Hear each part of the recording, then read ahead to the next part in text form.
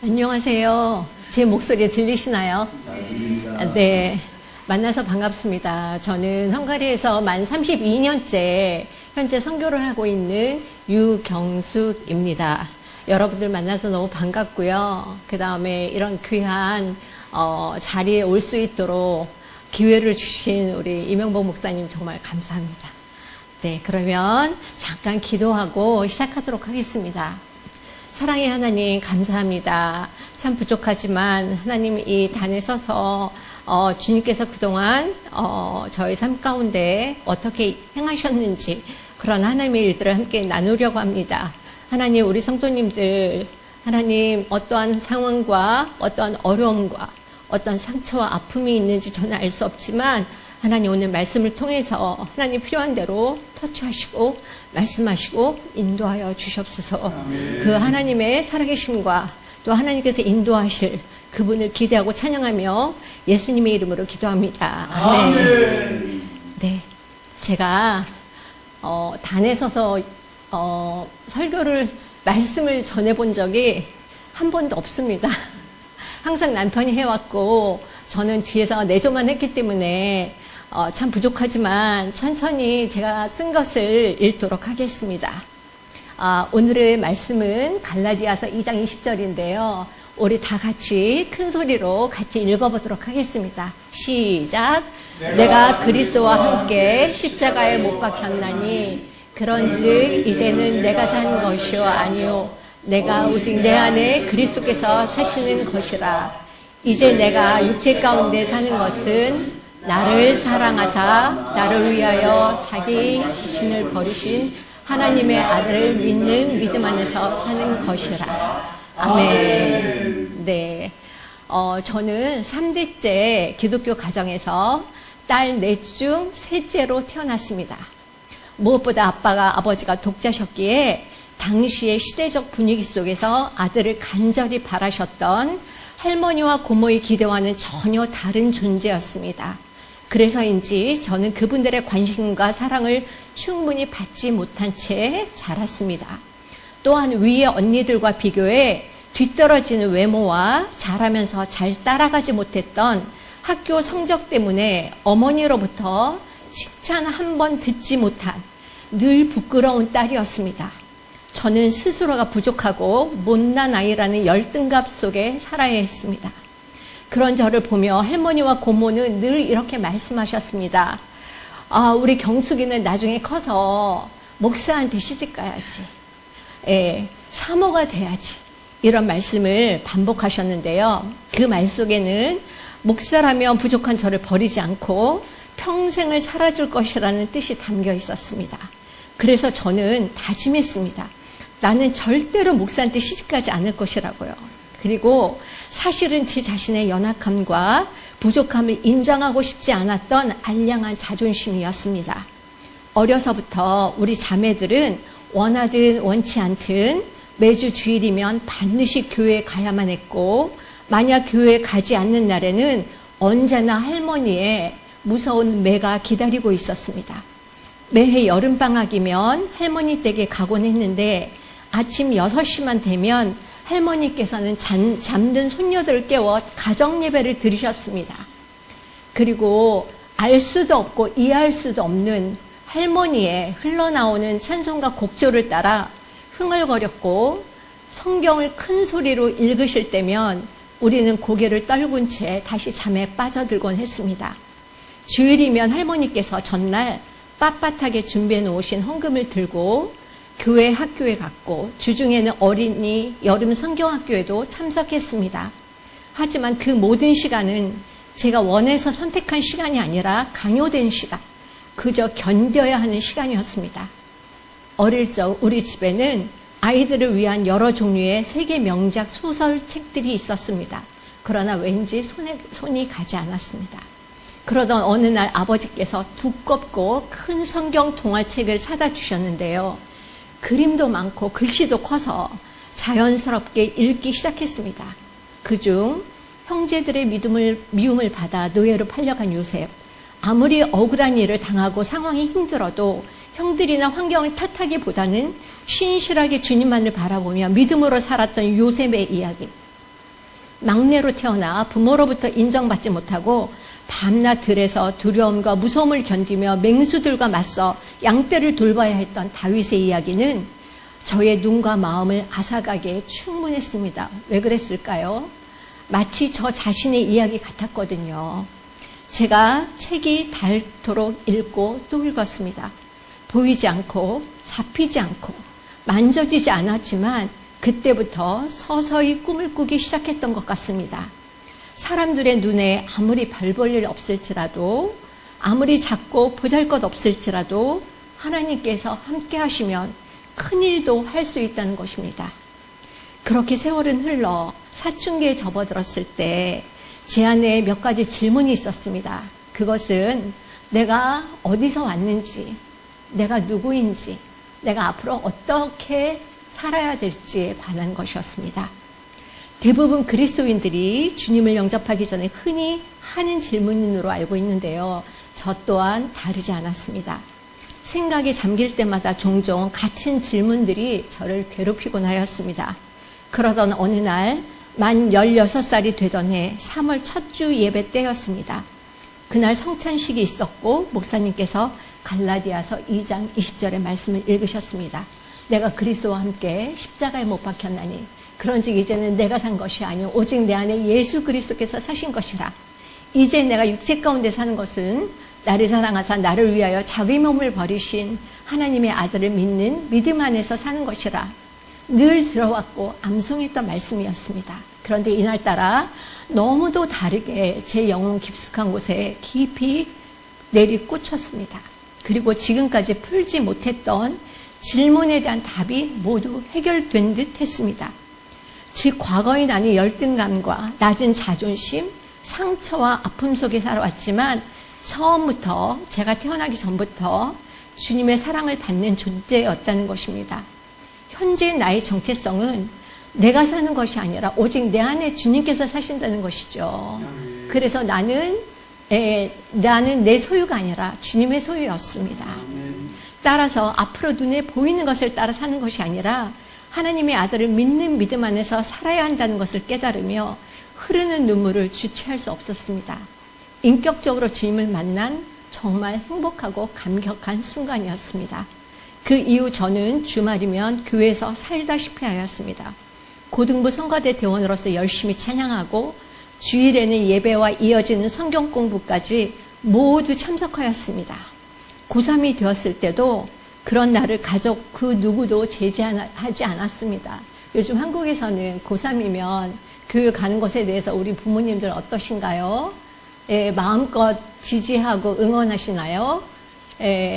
그런데 저도 역시 가족들이 많이 응원하고 지지했습니다. 왜 그랬을까요? 학교 성적이 좋지 않았기 때문에 별 기대를 하지 않았습니다. 그래서 저는 오히려 편안하게 마음껏 교회 생활을 할 수 있었습니다.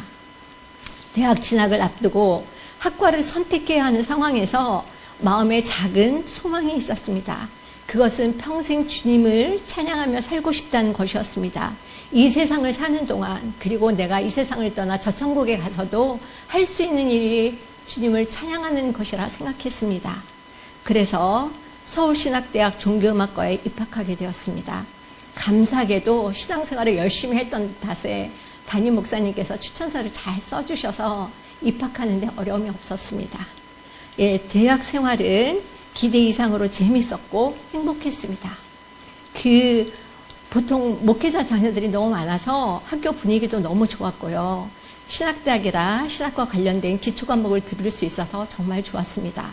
무엇보다 같은 과 친구 중에 신앙생활을 열심히 했던 한 친구의 소개로 서울침례교회 대학부 성경공부 모임에 다니며 말씀을 공부하게 되었습니다. 그것이 제 미래에 대해 구체적으로 꿈을 꾸는 계기가 되었습니다. 금요 찬양 예배를 드리던 어느 날 우연히 중국 선교의 개척자 허드슨 테일러 선교사님에 대한 영상을 보게 되었는데요. 주님은 그 영상을 통해 저에게 전혀 딴 세계의 삶을 소개하셨습니다. 상상조차 못했던 삶, 미지의 삶에 대해 눈을 뜨게 하셨습니다. 그때 혼자 조용히 마음속으로 기도했습니다. 주님께서 허락하시면 저도 허든슨 테일러 선교사님과 같은 삶을 살고 싶습니다. 이렇게 기도했습니다. 그 이후 저는 선교란 단어를 들을 때마다 가슴이 뛰었습니다. 대학 생활에서 저는 종종 아침, 저녁으로 신학대학 기도실에서 기도로 하루를 시작하고 기도로 하루를 마무리하곤 하였습니다. 그때 벽에 걸린 십자가 아래 엎드려 눈물로 기도하는 많은 신학생들을 보았습니다. 하나님 나라의 의를 위해, 하나님 복음을 위해 써달라는 기도였습니다. 그 큰 틀 안에서 제 기도와 크게 다르지 않았지만 그들의 기도는 깊고 경건했습니다. 하나님 앞에 진실되고 거룩하게 느껴졌습니다. 어차피 한 번 사는 인생, 주님을 위해, 하나님 나라 복음을 위해 살 수 있다면 그 삶이 가치 있고 가장 복된 삶이 아닐까 생각했습니다. 그 이후 배우자에 대한 제 생각이 바뀌었습니다. 목회자에게 절대 시집가지 않겠노라고 했던 제 다짐이 이제는 목회자의 아내가 되어 하나님의 나라를 위해 한 방향을 위해 함께 나갈 수 있다면 참 복된 삶이 아닐까 이렇게 생각했습니다. 시간이 흘러 4학년, 대학교 4학년 졸업을 1년 앞둔 시점에서 어머니는 말씀하셨습니다. 주위 엄마들이 말씀하시기를 대학을 졸업하면 남자들이 없다더라. 그러니 졸업하기 전에 남자를 잡든지 잡히든지 해서 결혼하라는 것이었습니다. 딸이 넷이 있다 보니 엄마는 이 딸들을 빨리 시집 보내는 것이 마치 자신의 미션이라 생각하시는 것 같았습니다. 그래서였을까요? 저희 자매들은 대부분 25살 전에 다 시집을 갔습니다. 저 또한 같은 교회에서 섬기던 전도사님과 만나 23살에 결혼하였습니다. 그 이후의 삶이 어떻게 펼쳐졌을까요? 저희가 속한 교단은 기독교 대한선결교회입니다. 지금은 없어졌다고 들었는데요. 당시 대학 단독 목회 2년의 기간을 거쳐야만 목사 안수를 받을 수 있었습니다. 그래서 1988년부터 남편은 공주 주미산 기도원 안에 있는 주미선결교회 담임 전도사로 부임해 그곳에서 만 2년의 목회 훈련을 받았습니다. 남편을 따라 내려간 곳은 산속에 있는 교회로 성도들이 10명에서 20명 정도 모이는 작은 개척교회였습니다. 사역 자체는 너무나도 재미있었고 별로 힘든 줄 몰랐습니다. 그렇지만 그곳에서 살아남는 게 저에게는 큰 숙제였습니다. 남편은 시골에서 자랐고 또 공수부대 출신으로 두려울 곳이 없는 사람이었습니다. 그러나 저는 서울에서 태어나 여의도에서 자란 저였기 때문에 시골 생활은 하루하루가 고역이었습니다. 윙윙 소리를 내며 돌아다니는 왕파리는 저의 오감각을 자극하며 놀리듯이 위협했습니다. 방안까지 침입해 돌아다니는 제 손바닥만한 지네는 저를 두려움에 떨게 했습니다. 또한 눈만 뜨면 집 밖에 나가 뛰어다니는 큰아들, 그 당시 3살이었습니다. 혹여라도 산에서 놀다가 굴러떨어지진 않을까, 깊숙한 산속에서 길을 헤매고 있진 않을까, 풀숲에서 갑자기 기어나온 뱀에게 물리진 않을까, 하루에도 오만 잡다한 생각들이 저를 괴롭혔습니다.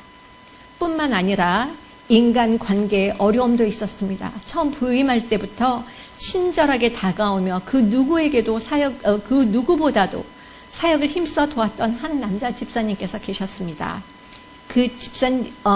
그런데 어느 날부터 그 집사님께서 말도 안 하시고 저희를 피해 다니시더라고요. 근데 나중에 알고 봤더니 그 집사님께서는 안수 집사로 임명받으시리라 확신하고 계셨는데 안타깝게도 성도들이 반대하시면서 남편도 좀 더 지켜보는 게 좋겠다 싶어 안수 집사 임명을 미뤘습니다. 근데 그게 발단이 되었습니다. 그래서 저희 부부는 오래 기도하면서 그 집사님 부부와 관계를 회복하기 위해서 이리저리 노력을 했습니다. 그렇지만 소용이 없었습니다. 그 집사님께서 주일 예배 때면 저희 교회가 산속에 있었기 때문에 봉고차로 내려가서 성도들을 모셔와야 했고 또 예배가 끝나면 그분들을 봉고차로 모셔다 드리는 일들을 했는데 그때 그 집사님께서 그걸 열심히 도와주셨거든요. 근데 어느 날부터 안 하시더라고요. 그래서 그 일은 온전히 남편 몫이 되어버렸습니다. 속상하기도 하고 많이 힘들었습니다. 그렇지만 우리 부부는 온전히 주님께 맡길 수밖에 없었습니다. 그러던 어느 날 그 집사님께서 몰던 차가 사고를 내면서 어린 초등학생이 목숨을 잃는 사건이 있었습니다. 그 집사님은 바로 유치장에 갇히게 되었고 수개월 동안 감옥 생활을 하게 되었습니다. 그때 온 교인이 그 집사님과 가족을 위해 한마음으로 기도하였고 남편은 필요한 옷가지와 음식들 혹은 용돈을 챙겨서 하루가 멀다고 면회를 갔습니다. 시간은 흘러 집사님은 다시 가족의 품으로 돌아왔고 우리 부부와의 관계도 많이 회복되었습니다. 이렇듯 하나님께서는 부족한 저를 익숙하지 않은 낯선 환경에 적응하며 살아가는 훈련을 시키셨고 남편에게는 아버지 마음을 품고 한 영혼을 끝까지 사랑하고 섬기는 법을 배우게 하셨습니다. 2년 단독 목회 임기가 끝나갈 무렵 우리 부부에게 새로운 기도 제목이 생겼습니다. 그것은 이제 곧 목사 안수를 받게 될 텐데 그 이후 어떤 삶을 살아야 할 것인가 였습니다. 첫째, 큰 교회에 부목사로 가서 한국교회 목회를 좀 더 배울 것인가? 둘째, 국내에서 교회를 새롭게 개척할 것인가? 셋째, 미국으로 유학 가서 좀 더 공부할 것인가 였습니다. 그런데 주님은 어떤 길로 인도하셨을까요? 주님은 우리 부부가 까맣게 잊고 있었던 새로운 길, 선교의 길을 문을 열어주셨습니다. 그 과정은 이랬습니다. 어느 날 남편은 우연히 학교 선배를 만났는데 그는 학교 OM 선교단체 총무로 계신 분이셨습니다. OM 여러분들 아시죠? Operation Mobilization 선교단체 이름입니다. 그분은 남편에게 자연스럽게 선교사 삶에 관해 소개하였고 2년 단기 프로그램에 참여해 볼 것을 권하였습니다. 그러면서 남편은 정확하게 10년 전 있었던 사건을 떠올렸습니다. 저희가 이 결정을 했던 데가 이분을 만날 때가 1990년이었고 남편은 정확하게 10년 전 1980년 혹시 여러분들 아시나요? 그때 어떤 일이 있었는지 여의도 광장에서 I will found it. 그래서 나는 찾았네. 큰 세계 복음화 선교 대회가 있었습니다. 그때 CCC 창시자였던 빌 브라이트 목사님께서 오셨는데요. 그분께서 설교를 하셨습니다. 근데 간단하게 몇 마디로 요약하자면 이것이었습니다. 서방 선교사님들부터 우리 한국교회가 복음을 들었고 또 한국교회가 이렇게 많이 성장했으니 이제는 여러분들이 해외에 나가서 복음을 전할 때가 되지 않았습니까? 여러분들 가운데 6개월 이상 해외에 나가서 복음을 전할 사람 그 자리에 일어서십시오. 그때 저희 남편이 일어섰다는 것입니다. 그래서 그래서 저희는 그 사건을 남편 까맣게 잊고 있었는데 하나님께서 그때 그 학교 선배님을 만났을 때 그 사건을 생각나게 하셨고 그래서 우리는 한 번 주님 앞에 헌신을 했어도 때로는 순간적인 감정이나 때로는 분위기에 따라서 나도 모르게 헌신할 때가 있어요. 응답할 때가 있는데 그래도 그 순간만큼은 정말 진실했죠. 하나님 앞에. 근데 그리고 나서는 우리는 잊어버리더라고요. 까맣게 잊고 있었는데 하나님께서는 정확하게 10년 후에 그것을 기억나게 하시고 다시금 부르시는 것을 느낄 수 있었습니다. 저 또한 대학교 1학년 때 허드슨 테일러 영상을 보면서 헌신했던 시간이 떠올랐습니다. 이렇듯 우리 부부는 현장의 분위기나 혹은 순간적인 감정에 의해 헌신할 때가 있었고 예스라 결단을 해놓고도 뒤돌아서면 잊어버리는 존재들이었습니다. 그러나 주님께서는 그 헌신과 결단이 비록 순간적인 것이었을지라도 그것을 귀하게 보시고 우리의 작은 헌신과 결단을 결코 잊지 않으셨습니다. 그리고 선교사로 부르셨습니다. 네, 그 이후에 국내 훈련이 있었어요. OM 단기 프로그램에서 훈련 훈련. 이렇게 우리 부부는 학교 선배이자 OM 코리아 총무였던 최춘호 목사님의 안내로 OM 단기 선교사로 나가기 위한 기초 훈련에 돌입하였습니다.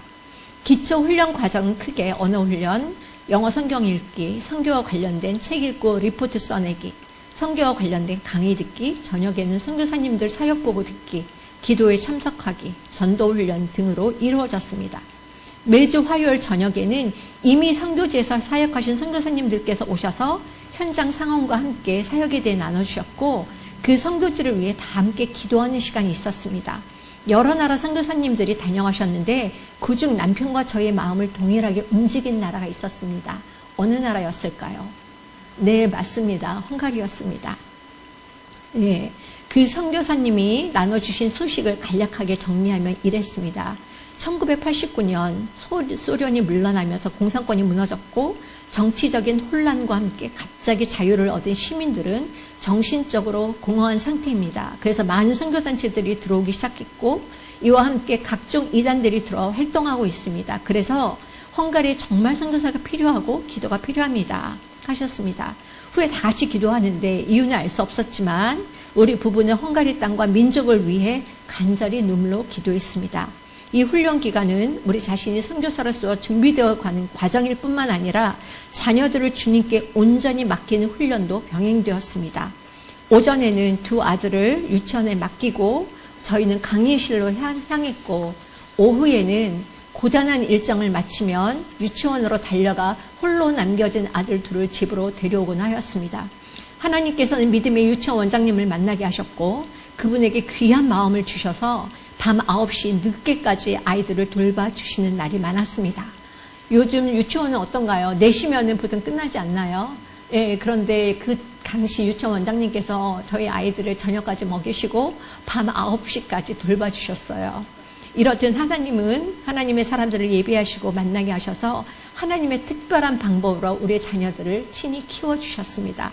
그렇게 약 6개월 동안의 기본 훈련을 마치고 수료식에 참석해 지금은 고인이 되신 옥하는 목사님의 기도와 축복 속에 다음 단계인 영국에서의 3개월 언어훈련과 2년 OM 선교 단기 프로그램의 초보 선교사로 발을 내디딜 수 있었습니다. 영국에서의 언어훈련 기간은 영어 실력에 대해 저 자신의 밑바닥을 보는 시간이었습니다. 학교 성적이 뒤처지긴 했어도 영어만큼은 어느 정도 괜찮다고 생각했는데 실전에 돌입하니 전혀 아니었습니다. 그래서 가장 낮은 반에 들어가 기초부터 배우기 시작했습니다. 포르투갈어를 사용하는 브라질 친구, 독일어를 사용하는 스위스 친구, 터키어를 사용하는 튀르키예 친구 등등 여러 나라 친구들이 모여서 공부하였는데요. 한두 달이 지나면서 이 친구들은 저에 비해 학습 속도가 무척이나 빨랐습니다. 그렇다고 제가 봤을 때 그렇게 열심히 하는 친구들도 아니었는데 왜 그렇게 빨랐을까요? 예, 언어가 가지고 있는 특성, 개인의 차이를 객관적으로 볼 수 있는 기회였고 여기에 대해서 이해하는 눈도 조금씩 생겨나기 시작하였습니다. 또한 같은 영어로 대화를 하지만 그들의 모국어에 따라 다른 발음, 억양의 차이도 참 흥미로웠습니다. 영국에서의 짧은 3개월의 언어 훈련은 저의 영어 실력이 성장했다라기보다는 물론 그것도 있었겠죠. 그렇지만 타문화권에 대한 이해하는 시간, 언어의 차이, 문화의 차이에 대해 실질적으로 알아가는 시간이었다는 것이 더 정확한 표현일 것 같습니다. 예, 다음으로는 선교지를 어떻게 이제 결정해야 되는 그 과정에 대해서 말씀드릴게요. 언어 훈련 이후 OM에 조인한 사람들은 대부분 네덜란드 드브론이라고 하는 선교 훈련 공동체 모임이 있어요. 그래서 거기서 선교지를 정하게 되는데요. 이때 OM 선교단체가 나가 활동하고 있는 각 세계 선교지들로부터 그 필드 리더들이 모여서 이제 거기서 본인의 어떤 선교지에 소개하고 그 다음에 새로운 신입 선교사들을 모집하는 그러한 모임입니다. 그래서 이제 많이 이제 우리 선교지에 와라 이렇게 러브콜을 많이 보내는데요. 그때 이제 저희 부부는 국내 훈련 기간 동안에 마음에 품고 기대해왔던 헝가리에 가기 위해 헝가리 팀을 방문했어요. 그리고 우리 헝가리에 가고 싶습니다. 이렇게 얘기를 했더니 헝가리 필드 리더가 저희를 받지 않겠다는 거예요. 그래서 왜 우리는 하나님께서 우리를 헝가리로 보내신다고 믿고 갔는데 저희를 받지 않겠다는 거예요. 그래서 OM 헝가리가 생긴 지 얼마 안 돼서 가족을 받을 만한 여력이 안 됩니다. 그래서 받지 않겠다고 하셨습니다. 또한 저희가 속한 교단, 기독교대한 선교교회 선교부에도 저희가 듀얼 멤버십으로 해서 제가 나오려고 했는데 교단 역시도 헝가리는 안 된다는 것입니다. 왜냐하면 헝가리는 새로운 개척제니까 이미 일하고 있는 아시아나 아니면 아프리카권을 가라는 것이었습니다. 그런데 저희 마음은 전혀 움직이지 않았습니다. 그래서 기도 끝에 OM 본부가 있는 영국으로 돌아가 그곳에서 언어 공부도 하고 태권도 사역도 하면서 다시금 하나님의 인도하심을 받기로 했습니다. 하나님께서 우리를 헝가리로 부르시는 것이 우리의 욕심이었나? 우리의 뜻이었나? 아니면 선교사 자체로 나가는 것도 우리의 뜻이었나? 우리의 욕심이었나? 이런 생각들이 막 이렇게 겹쳐 지나가면서 원점부터 다시 기도하면서 시작해 보기로 하였습니다. 그래서 만약 하나님께서 우리를 선교사로 부르실 것이 확실하다면 2년 단기 선교사역 이후에 하나님께서 선교지도 분명하게 인도하시리라 믿었습니다. 그리고 마음에 평안이 있었습니다. 환경 훈련에 대해서 말씀드릴게요. 영국에서의 처음 1년은 우리 가족 모두에게 혹독한 훈련의 시간이었습니다. 팀에서 그 OM 생활에 대해서 혹시 아시나요? OM은 정말 심플 라이프로 최저 생활비로 살아가는 훈련을 합니다. 예, 팀에서 나오는 최저 생활비로 살아야 했기 때문에 1년 동안 6번의 이사를 할 수밖에 없었습니다. 무엇보다도 가장 저렴한 아파트를 찾는 것이 쉽지 않았는데요. 우리 가족이 머물렀던 곳은 주로 정부 보조금으로 살아가는 저소득층의 사람들이 사는 곳이었습니다. 처음 지냈던 곳에는 부엌이 아예 없었어요. 그래서 아침마다 OM 본부 부엌에 가서 아침을 간단하게 해결하고 아이들을 학교에 데려다주곤 하였고, 다음으로 이사한 곳은 아침에 문을 열었을 때 밤사이 알코올 중독자들의 싸움으로 인해 술병 유리 조각의 복도에 나뒹굴기도 하였습니다. 그 다음으로 이사간 곳은 그나마 집이 깨끗하고 아주 좋았습니다. 그런데 우풍이 심하고 무엇보다 동전을 넣는 만큼만 전기를 쓸 수가 있었습니다. 혹시 이해를 하실지 모르겠습니다. 영국의 삶이 그래요. 예, 영국에서 힘든 삶이 우리가 전기를 이렇게 지금 마음껏 쓰잖아요. 보일러도 마음껏 쓰고. 그런데 거기가 저희가 머물렀던 숙소는 동전을 넣는 만큼, 예를 들어서 1,000원을 넣으면 1,000원만큼만 전기를 쓸 수 있고 10,000원을 넣으면 10,000원만큼만 쓸 수 있는 그러한 상황의 집이었습니다. 겨울에는 난방이 안 돼서 너무나도 힘들었습니다. 뜨거운 물주머니를 가슴에 품어야 잘 수 있었고, 아이들은 두꺼운 양말과 코트를 입힌 채로 재워야만 했습니다. 물론 아침에는 학교 가기 전 준비 시간이 짧아서 좋았습니다. 아이들을 깨워서 지난밤에 입은 그대로 케틀에 물만 데펴서 아이들 고양이 세수를 시키면 학교 갈 준비가 다 끝났거든요. 나름 가장 좋은 집, 세미 디티치드 하우스였는데요. 영국에서 살아보신 분들은 아시겠지만 그 쌍둥이 집처럼 두 집이 이렇게 나란히 붙어있는 집 있잖아요. 예, 그 2층 집에서 살았습니다. 마침 한국에서 유학 온 목사님 가정님과 월세를 반반 내며 같이 지내는데요. 영국의 겨울은 정말 춥습니다. 특히 저희가 살았던 곳은 바닷가였기 때문에, 바닷가 작은 마을이었기 때문에 정말 추웠어요. 그래서 이 두 가족이 조그만한 거실에 모여서 같이 오손도손 이야기하면서 온기로 서로 데펴가면서 살았습니다. 그런데 거기에 작은 벽난로가 하나 있었는데요. 그 벽난로의 장작을 어떻게 구했을까요? 저희가 돈 주고 샀을까요? 아니에요. 저희 남편과 목사님이 아들들을 데리고 바닷가로 나갑니다. 바닷가로 나가서 파도에 떠밀려 내려오는 나무들이 있어요. 그러면 그거를 주워다가 말려서 그것을 장작으로 사용하였습니다. 이렇게 저희가 머물렀던 영국의 노스 웨일즈 릴이라고 하는 작은 바닷가 마을, 또 그 당시 동양인이 거의 살지 않은 곳이었어요. 1990년대 초반이니까 동양인이 거의 없었고, 더구나 작은 시골이었기 때문에 동양인을 잘 보지 못하는 그런 당시였습니다. 그리고 한국이란 곳에 대해서도 거의 알지 못했습니다. 저희 생각에는 88 올림픽이 있었기 때문에 그래도 한국에 대해서는 어느 정도 알겠지? 근데 전혀 아니었습니다. 그래서 학교 선생님조차 너희 나라에 텔레비전 있어? 너희 나라에 냉장고 있어? 이렇게 질문할 정도로 한국에 대해서 되게 무지한 곳이었습니다. 그런데 그런 동네에서 아이들이 학교를 가니 큰아이는 5살이었고 둘째는 3살이었습니다. 그래서 처음 3개월 동안은 아이들이 학교를 가지 않겠다고 울고 난린 거예요. 저희는 가서 훈련을 받아야 되는데 아이들은 3개월 동안 울면서 왜 왔냐고, 다시 한국에 돌아가자고 막 울고 해서 참 힘들었습니다. 자신과 다른 외모의 동양인 아이들, 의사소통이 전혀 되지 않는 이상한 나라에서 온 아이들, 철없는 어린 나이의 아이들에게 우리 아이들은 어떤 존재였을까요?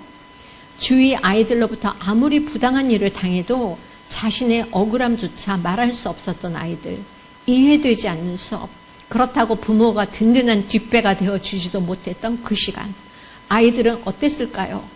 또한 그때 아무것도 해줄 수 없었던 무능한 부모, 그저 그 상황을 바라볼 수밖에 없었던 무능한 우리 부부의 마음을 어땠을까요?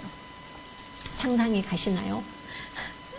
기도도 찬양도 아무것도 할 수가 없었습니다. 아무 말도 할 수 없었고 하고 싶지도 않았습니다. 그냥 눈물만 계속 흘렸습니다. 내가 무슨 부귀와 영화를 보려고 어린아이들을 끌고 지구 반대편까지 왔을까 싶었습니다. 울려고 내가 왔던가, 유행가 가사만 머리를 맴돌았습니다. 그리고 그때 난생 처음으로 이 세상에서 사라지고 싶다는 생각이 들었습니다.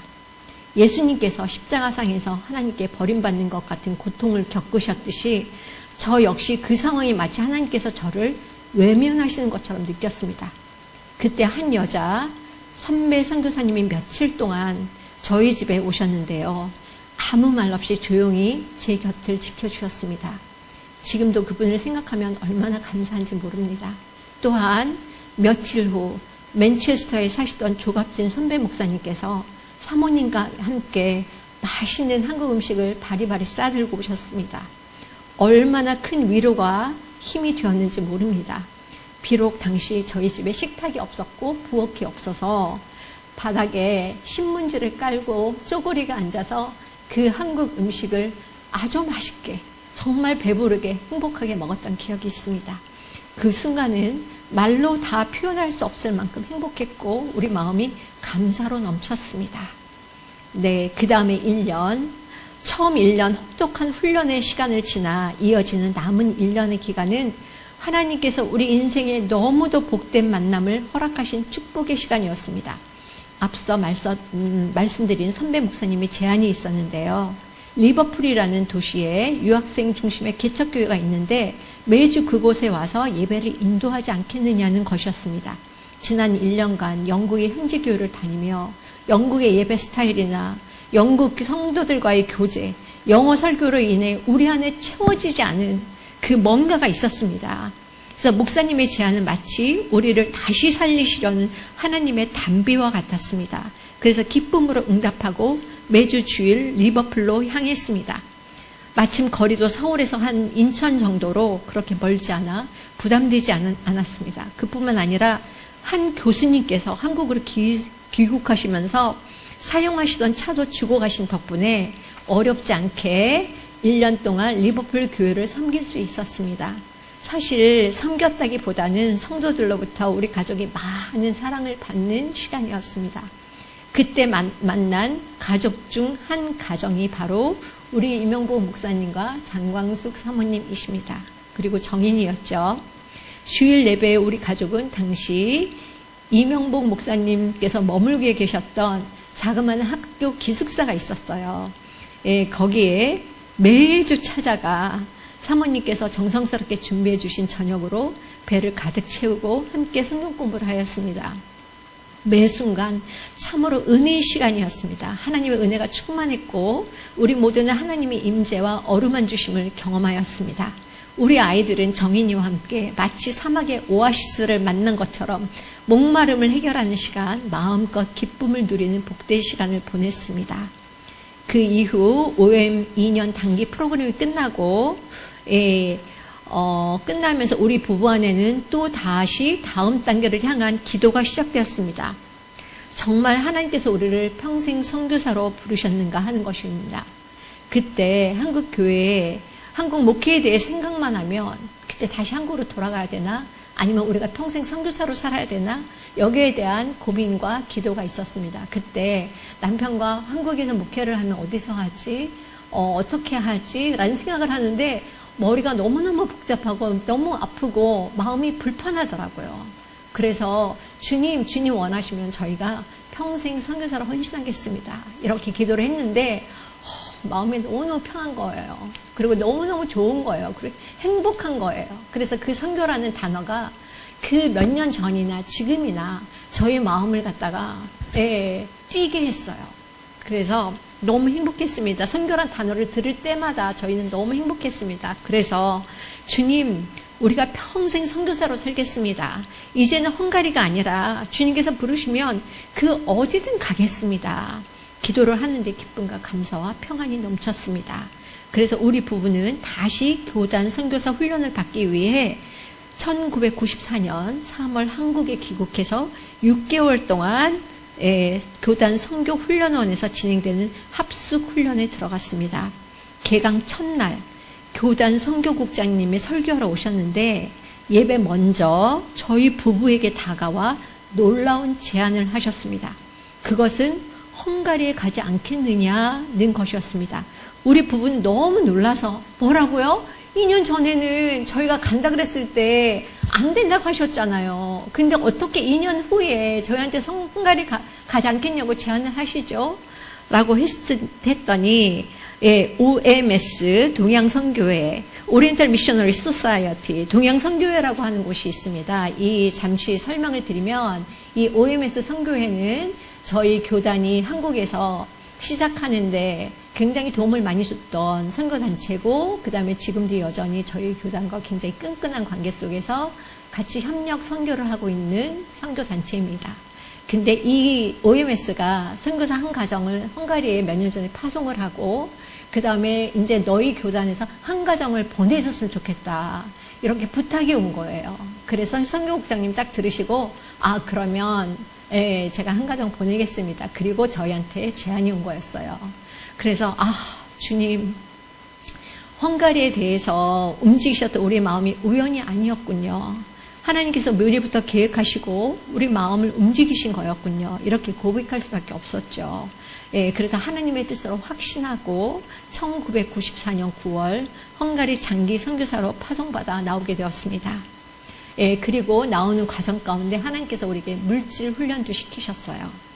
우리 부부는 결혼하면서 부모님께서 도와주신 전세금으로 작은 아파트에 살았습니다. 그런데 단독 목회를 하러 공주로 내려가면서 살던 아파트에 전세금 얼마를 가까운 친척에게 맡겨놓았습니다.